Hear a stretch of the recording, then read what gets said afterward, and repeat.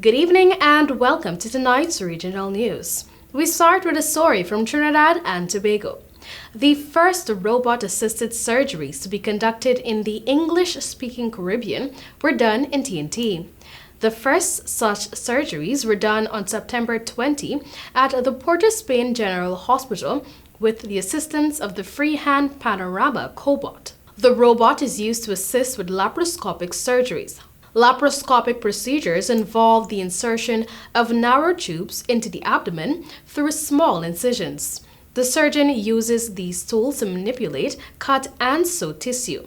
The surgeon monitors and views the work through a camera, which is also inserted into the body via an incision and held by an assistant. The robot holds the camera instead of the assistant and is under the direct control of the operating surgeon. The operating surgeon communicates with the robot using a series of head gestures while wearing a headpiece and controller by their foot. This directs and angles the camera precisely where the surgeon needs it and holds it more steady than human hands could. I quote, "By giving us complete control of our vision, we actually remove the potential for human error. It gives you a reliable and steady vision because this is now held by a robot that obeys your every move," end of quote.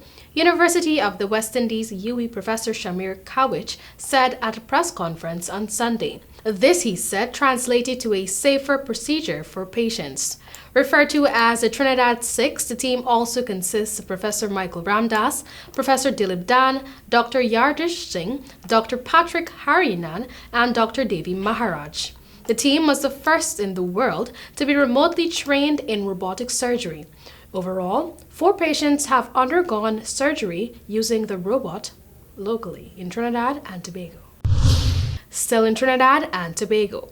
Almost 2,000 dead people were issued social support checks by the Ministry of Social Development, some as recently as August 2021. And I quote, "large number of grant recipients," end of quote, "are living abroad and therefore are supposed to be ineligible for welfare support from the state."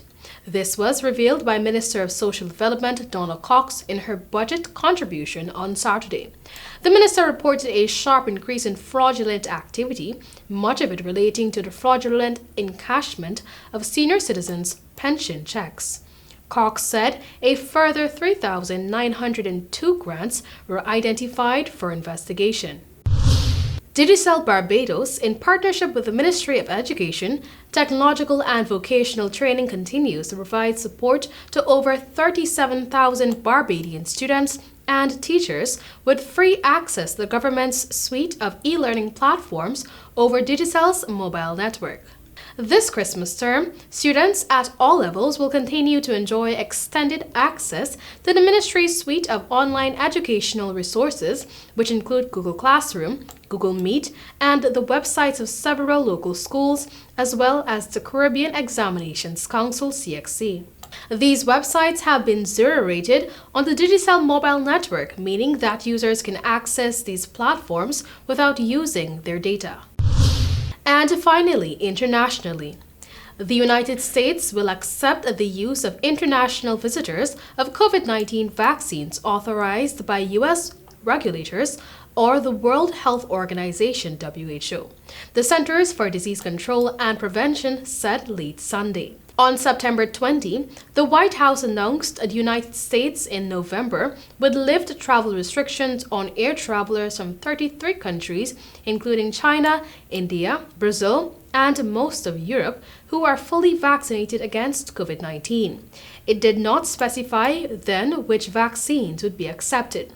A CDC spokeswoman on Sunday said, I quote, 6 vaccines that are FDA authorized or approved or listed for emergency use by WHO will meet the criteria for travel to the US, end of quote. It should be noted that Russia's Sputnik V vaccine is still not authorized by the WHO, which means that Guyanese vaccinated with it would not be allowed entry to the US automatically.